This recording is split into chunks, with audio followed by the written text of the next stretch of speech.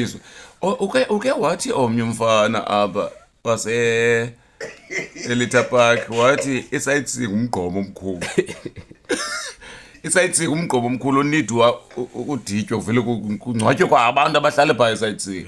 Kwa wena ke Same time nam ndirongo like kwezinye indawo ndiyatyala njengalo mfana.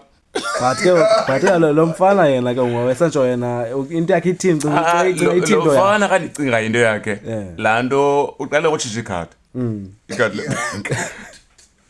uyatyala ushiye ikhadi ne-ID yakhe kanti ngapho yoba kumnwe kwa-Capitec and uCapitec urongo because like le nto yenza uCapitec yobana abanika ngaphandle kwe-ID amakhadi which is wrong.